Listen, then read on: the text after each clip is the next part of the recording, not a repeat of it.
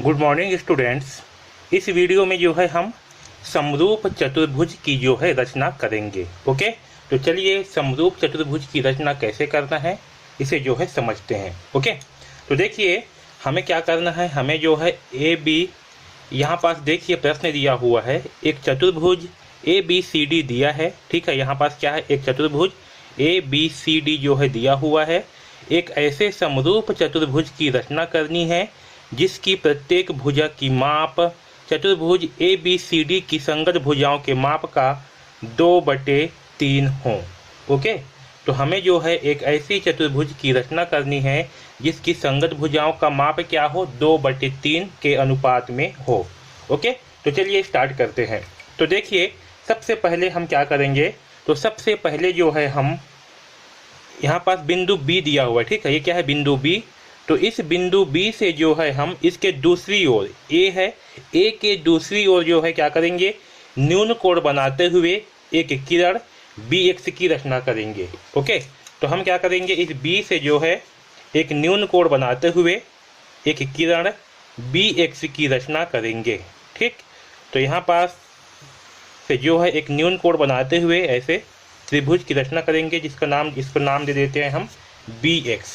Okay, ये B है और इसे नाम दे देता हूँ मैं एक्स। ओके, तो ये हुआ बी एक्स।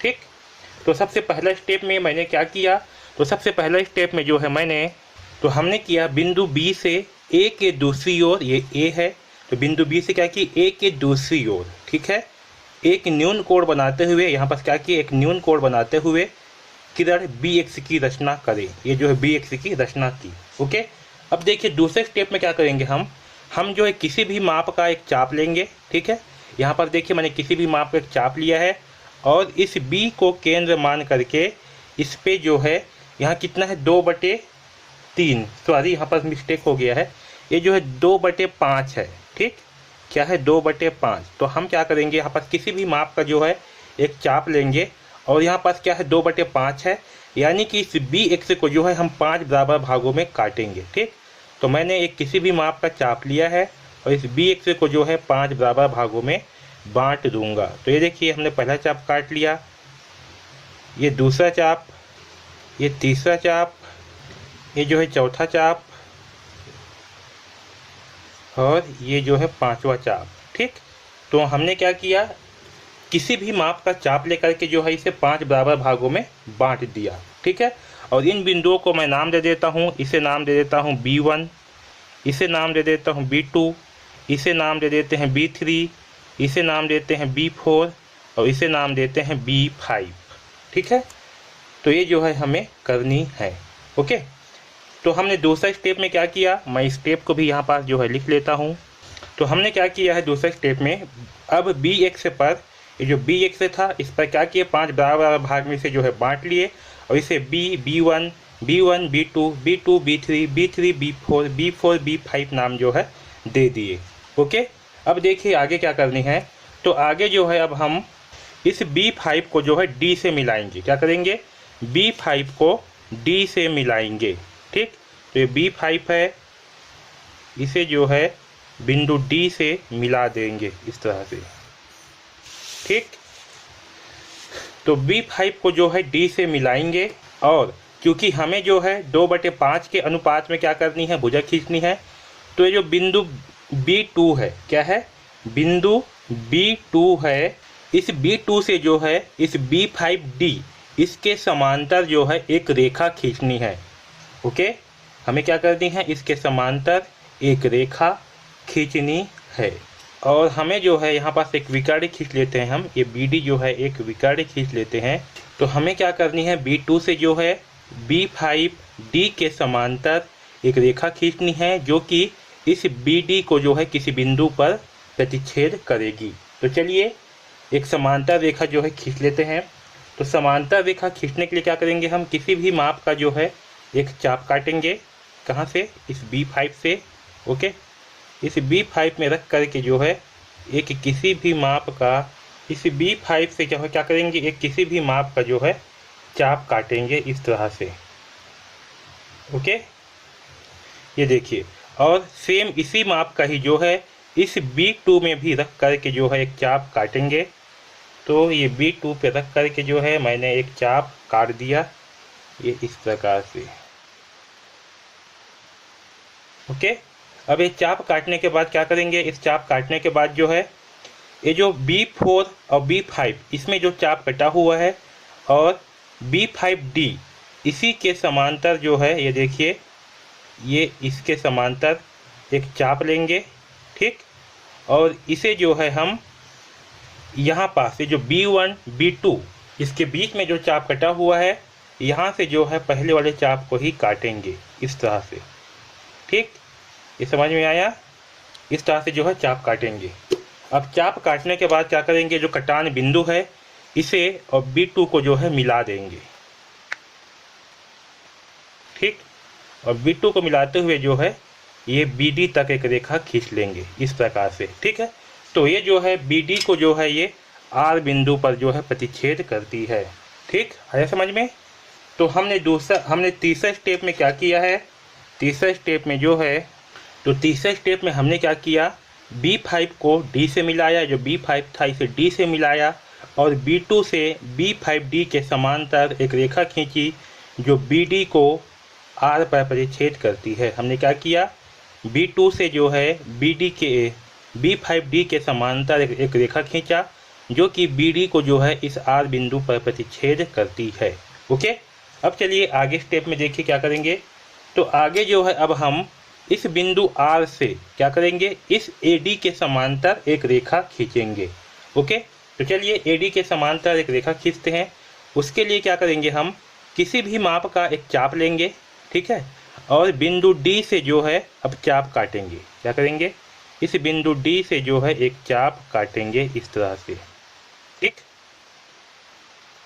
ओके, और सेम वही प्रोसेस जो है बिंदु R से भी, इसको जो है बिंदु R पे रखेंगे और बिंदु R से भी जो है एक चाप काटेंगे उसी माप का, जिस माप से हमने D से जो है चाप काटा है उसी माप का जो है बिंदु R से भी चाप काटेंगे इस तरह से। ओके, अब देखिए चाप काटने के बाद क्या करेंगे, ये चाप काटने के बाद जो है देखिए ये जो D है, ठीक है, ये जो BD है और ये जो AD है, इसके बीच में जो डिस्टेंस है, ये देखिए यहाँ पर ये इतना ही माप का जो है हमें चाप लेना है, ठीक है। ध्यान दीजिए ये बहुत ही छोटा सा माप है।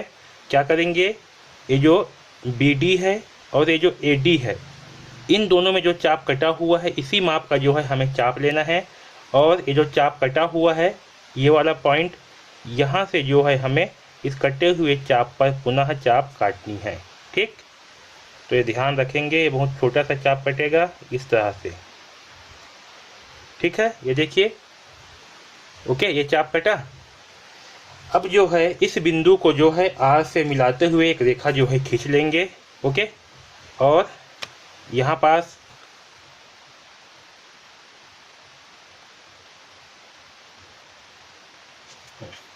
और अब जो है ये R, ये कटा हुआ चाप, और यहाँ से जो है इस प्रकार से रेखा खींच लेंगे ये, ठीक है समझ में। और इस बिंदु को जो है इसे P नाम दे देंगे, ठीक है। तो ये जो है हमें चतुर्भुज प्राप्त हुआ। तो चौथा स्टेप में हमने क्या किया, चौथा स्टेप पे जो है हमने R से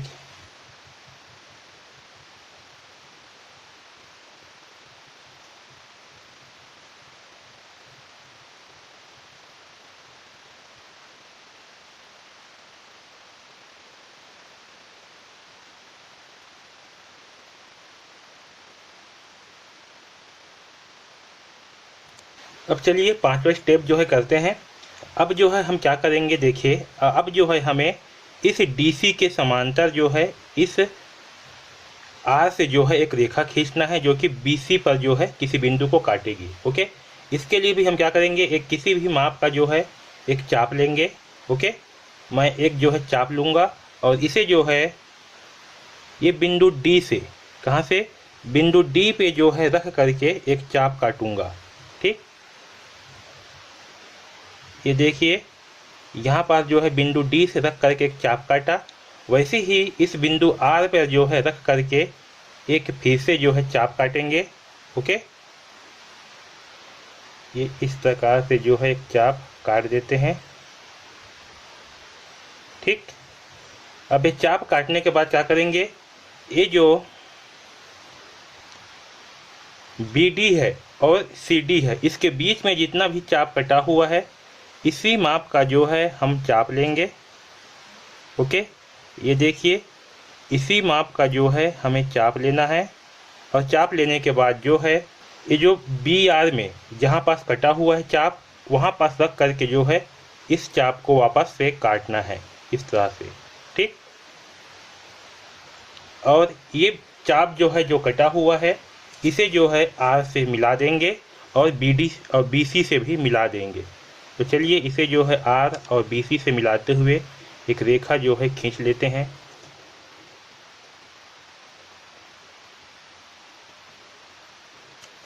ये इस प्रकार से, और ये जो है बिंदु Q पर जो है प्रतिच्छेद करेगी। ओके, तो हमने आखिरी स्टेप में क्या किया, जैसे हमने चौथा स्टेप को किया था तो यह लिख देता हूँ। तो हमने क्या किया पांचवें स्टेप में, इसी प्रकार R से, ये जो R है इससे जो है हमने CD, ये जो CD है इसके समांतर क्या किया, एक रेखा खींचा जो कि बिंदु BC पर जो है Q पर जो है क्या करती है, BC रेखा को जो है बिंदु Q पर प्रतिच्छेद करती है। ओके, तो इस प्रकार से ये जो हमें चतुर्भुज प्राप्त हुआ BQRP, ये जो है क्या होगा, ये जो है 2/5 के अनुपात में होगा। आया समझ में। तो इस प्रकार से हम समरूप चतुर्भुज की रचना करेंगे। देखिए सबसे पहले हमने क्या किया, सबसे पहले स्टेप में जो है हमने बिंदु B से, ये बिंदु B है, यहाँ से A के दूसरी ओर, ये हमारा A है, इस A के जो है दूसरी ओर एक न्यून कोण बनाते हुए एक किरण BX की रचना की। क्या किया, BX की रचना की। दूसरे स्टेप में जो है हमने क्या किया, BX को जो है 5 बराबर भागों में बांटा। क्यों बांटा, क्योंकि यहाँ पास 2/5 बोला गया है, यहाँ पास क्या है नीचे में 5, यानी कि इस BX को जो है हमें 5 बराबर भागों में बांटना है। ओके, तो बराबर भागों में बांटने के लिए हमने क्या किया, एक किसी भी माप का चाप लेकर के इस BX को जो है 5 बराबर भागों में बांट लिया। फिर बांटने के बाद क्या किया, B5 को जो है D से मिलाया। ओके, और ये जो B2 है, चूँकि हमें 2/5 के अनुपात में क्या करनी है, भुजा बनानी है, इसलिए B2 से जो है इस B5D के समांतर एक रेखा खींचा जो कि BD को जो है R बिंदु पर प्रतिच्छेद करती है। ओके, इसके बाद जो है इस R को केंद्र मान करके DA के समांतर एक रेखा खींचा जो कि BA को P पर प्रतिच्छेद करती है।